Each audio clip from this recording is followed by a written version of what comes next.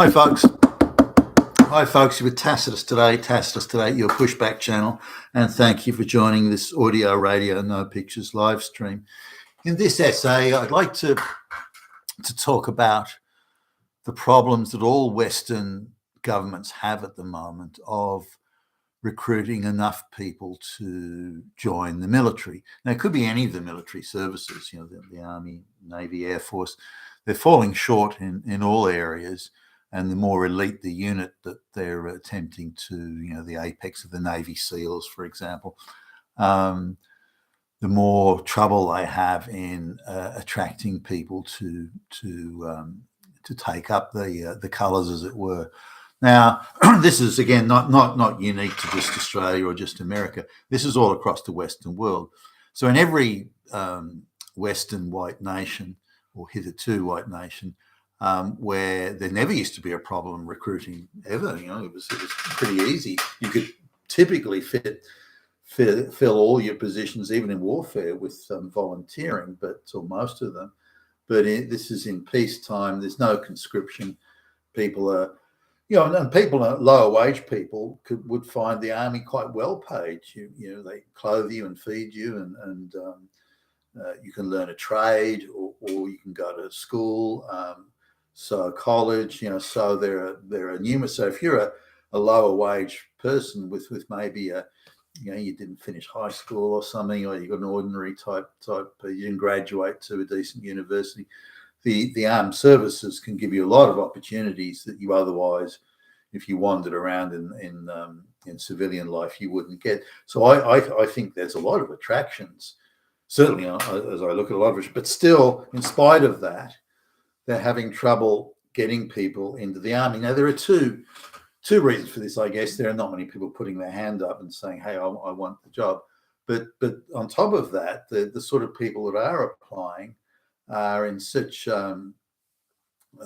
such low quality people in terms of health or IQ, so that they can't even use them as a grunt level sort of private in the armed service. So this is very concerning. Now, what's to be done? In the event of war, I'm just looking at the overall scheme of things. In the end of warfare today, there's a view held by many that really the boots on the ground, the fit guy out the front with the rifle and all that sort of thing, the boots on the ground thing isn't really needed anymore. What we're talking about is people sitting in a bunker, below ground somewhere, running drones, and as you would in a computer game or something like that. So it doesn't matter if you've got some pasty-faced, scrawny little geek; they can still operate the drone remotely. Or it doesn't matter if it's a black lesbian, or it doesn't matter if it's LGBTQ this or so and so that. Any of these people can operate a drone remotely as well as anyone else. So what's your problem? Why do you need the fit dudes on the ground? Well, that's one possibility, assuming warfare is going to be an issue of drones and satellites and in the outer space satellites and these sort of things, remote launched missiles. In the event that's going to be how warfare is, then okay, fine. Now, that type of warfare may work on if your adversary has got advanced infrastructure, because you can threaten to take out all their water, electricity, and everything. Their internet, everything is nuked, and they would sue for peace pretty quickly under those circumstances. So it's assumed, by the way. But if it's as was shown in Afghanistan and Africa and places that are not advanced economies, there's nothing you can actually do to get at them. There's no infrastructure to take out. There's no roads you can blow up that are going to stop it. There's nothing you can do. They just retreat into the hills. They hide in the caves. They disperse across a wide area. You can't tell the difference between a goat herder and a soldier, and so on and so forth. There's no front line. There's no battle tanks around that you can knock out. So it's a very different type of warfare, and one that, if you look at Afghanistan, the British tried in the from the mid to the late 1800s in Afghanistan with very intermittent and limited success. The Russians tried it with no joy.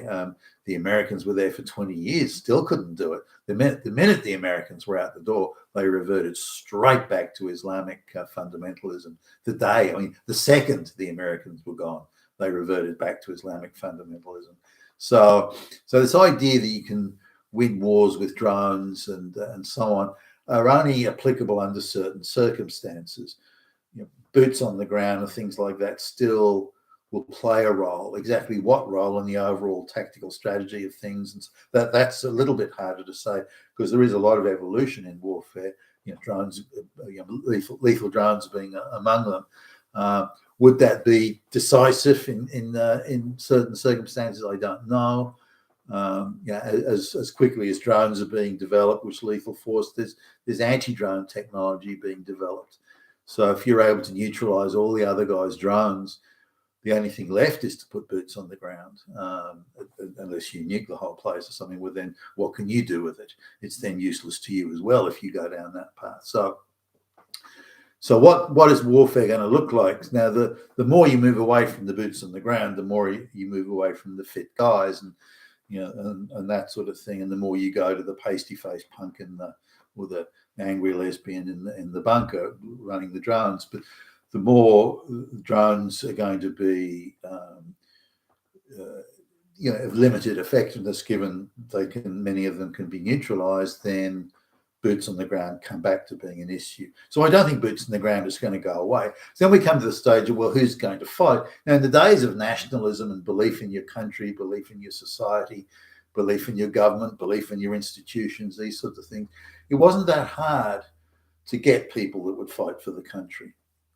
They weren't only protecting their society and the things they believed in, they were protecting their families and so on. So, and they were prepared to take that responsibility. Now, any straight white male that takes responsibility for being a breadwinner in a family is now automatically castigated as being an oppressor, an evil fascist Nazi oppressor. So, and men are being demonized everywhere. They're rapists, they're violent oppressors, they're Trump supporters, they're all Hitler, they're this, they're that. There is no end of demonization. Now, the elites won't take up arms. They don't want their sons out there getting killed, and they certainly don't want to take up arms themselves. Those precious lesbians at Morley Lecture Hall, they're not going to go out there and get shot at. So it's going to come back to who's prepared to take up arms. The recent migrants won't. They're not even remotely interested in taking up arms. Why? They've come to the West to take and to take money and to get freebies and handouts. They haven't come to integrate or be part of society or part of the values or be proud of being an American or an Australian or something like that. And why would they be? Men are demonized just routinely left, right, and centre. So why would they do that? Why fight to protect a society that thinks little of you or for that matter hates you, or that you are in absolute contempt of, as a lot of these brown and black recent immigrants, illegal or otherwise, are? They're completely contemptuous of white society. You demand nothing from me, but give me nothing but free things. You give me endless free things in return. I spit on you. You're contemptuous. You're worse than a dog. This sort of thing. So I don't think they're going to find people to fight. They're not people who want that. There'll be some for sure, but they're not going to find the high quality people that actually believe in anything. They'll get some grunts that'll just do it for the money, or don't know any better, or are too stupid to know better. They'll get those, but otherwise, I don't think they'll get anything. Now, these people that routinely demonize white folks and white working class people in the West, they'll be the first to cower in the corner and ask these working class people that they so hate and demonize and dismiss as scum. They're going to want, go out and fight for me, go and protect me. You go out there and so they want to take risks themselves, but they're quite happy that and they'll probably rejoice in the idea that these these white people get killed en masse, because then they'll perform a public service. They'll protect the elites and get killed in the process, and thus remove themselves as being a problem. Bit as Stalin did in World War II. He gathered all the people together that they thought were politically suspect or might be or could be, and they put them out front to get killed first. So, so he solved what he perceived as a socio-political problem and managed to put that was conscription under the threat of death, by the way. Now there are other things that the the communists did in, for example, World War II's. We want you to, hey Ivan, we want you to go into the front lines and fight there. And Ivan says, no, I don't want to do so. Oh, well, that's fine, Ivan. So, we'll just kill your parents if you don't do it. Or your mother is in that nursing home, we'll put her out on the street in the middle of winter. See how that works for you. What do you want to do? So Ivan, shit, all right, then I'll do it. So they'll come after your family and threaten them, your children, your parents, or whatever, brothers and sisters. They'll all be threatened if you don't go along. So there's various aspects, and I wouldn't put that past Western governments now, because the Western governments today are increasingly similar to the Soviet governments of the 1940s, 50s, 60s, that sort of thing. The Stalin show trials, and look at the January 6th trials, for goodness sakes. That's about as close to a Stalin show trial as you can possibly imagine. The way they go after Trump, that's also like that. So anyway, I don't think the white men, would get up and fight for their country, because it's no longer their country. It's now an economic zone or economic region or something like that. It's owned and run by the globalists and all straight white males that aren't fully on board with it or aren't gay or something. Then they're all demonized as being Hitler. So why would they take up arms for a country and a government and a society that hates them so much? They wouldn't, and very, very few of them will. So now, what's interesting is we go back in history, and the Romans, when the hordes, the Huns, and all that were coming into Italy. Bear in mind that Rome and Arretium and those big Italian cities, back in the day, they were seen as a bit like the West is seen today by the Asian and African hordes. It's said they were seen as places where the streets were all paved with gold, where instead of rainwater, gold just fell out of the sky, and they had this rather fantastic view of the wealth of Rome and so on. Now, Rome or Italy was the center of the Mediterranean and wider world, or that part of the world at least. So you can imagine the stories and the fables and the legends of the streets of Rome are paved with gold. But when the horde started to arrive, the Romans had real trouble recruiting soldiers. The citizens just didn't want to fight. And this is kind of perplexing in some ways, because if you look at the population, say in 250 BC or 220 BC, you look at the population of the Roman Empire, or even the population of the Italian peninsula, they had no problem in those days, say the wars with the Carthaginians as an example. They had no problems in those days of putting armies of 60 to 80,000 in the field. The Romans had such a large pool of military age men that were prepared to fight that they didn't really need conscription, although there was conscription in certain circumstances. But they could easily put 250,000 men under arms in 230 BC, around 220 BC. They could easily put 250,000. They could even, over the space of a few years, they could lose 150,000 men in battle. Fighting Hannibal the Carthaginian. They could put 150,000, lose 100, and they could still field armies of 50, 60, 80,000 men, and multiple armies of those sizes. So that was the capacity that Rome had. Now, when the Italian peninsula, say in 350, 400 AD, so we're moving forward now 600 years in time. So the population of the Italian peninsula is somewhere between 25 and 30% more than it was in 200 BC. Rome has got a population of over 1 million people now. The Roman Empire has many, many more millions of people in it. So they've got a vast pool of manpower to now pick from. Sure, they've got frontier forts to put soldiers into, so they've got that, provincial garrisons and everything. But when the Huns and the the Visigoths and all those guys are coming into Italy, coming into northern Italy from Central Europe, the Romans are struggling to even put 40,000 men in the field. Nobody wants to fight. They're having to actually go to other tribes, like Goths or whatever. They're having to go to other tribes and say, "Hey, look, we've got to stop the Huns because so will you ally with us? Will you help us?" So they're having to get and out of an army of 50,000, half of them may be mercenaries and provincials anyway, rather than Italian peninsular citizens, and then they're having to go to other tribes to say, well, my enemy is my friend. Will you help us beat those guys because you hate them more than you hate us, and we like you more than we hate them? That type of thing. And so the Romans were really struggling to put a sizable army in the field, and frequently they were fronting armies that were much larger, and they were struggling to even contain them, let alone win military victories. So in 200 BC, the Romans had no trouble getting soldiers, multiple armies of 50, 60, 80,000 in the field. They could have 3 or 4 armies at once of those sizes going around the Mediterranean at the same time. So again, 250,000, 300,000, 400,000 men under arms in 200 BC. But come 400 AD, they're struggling even to put one army of 50,000 men in the field.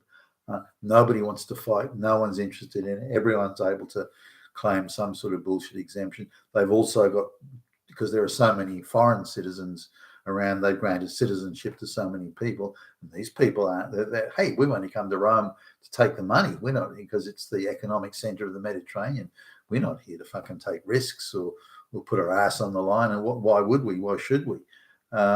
So Roman citizenship had no value, and people weren't prepared to fight for Rome or to protect. Now, to give you, or to protect Rome or protect the economy and the Pax Romana, the peace of the Mediterranean, the Romans were able to administer. Because once Rome went, the whole edifice came crumbling down. The whole Mediterranean Roman Empire thing. I suppose you had the Eastern Roman Empire, but even that was all over the place. But certainly the Western Roman Empire and most of that Southern Mediterranean and Western Mediterranean, including Britain, it just all fell to pieces and broke into sort of these little patchwork of petty tribes and chieftains, and the entire economy broke down. And just the population of Rome as an example, or even the population of the Italian peninsula. From the population that the Italian peninsula had in 400 AD, it went downhill at a rate of knots. The population of Rome fell from over 1 million to being at one stage about 30,000. That's how far it went down.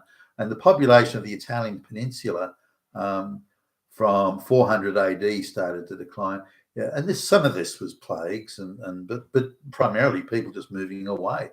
There was why would you stay in the Italian peninsula without the Roman Empire and Rome as the center of the Mediterranean, or certainly the Western Mediterranean economy? People just went away. They dispersed in all directions, stopped having children, and so on and so forth. So that it was in the early 1700s. Wait for this. I mean, the early 1700s for the population of the Italian peninsula even equaled the population that it was in the days of the Roman Empire.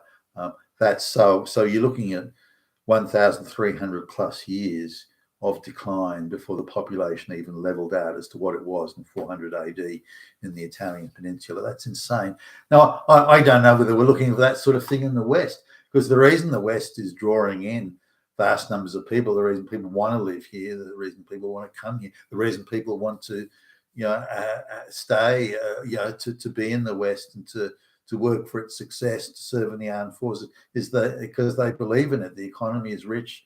There's very committed people who trust and believe in its institutions. All that is breaking down now, forced upon us by the globalists, incidentally.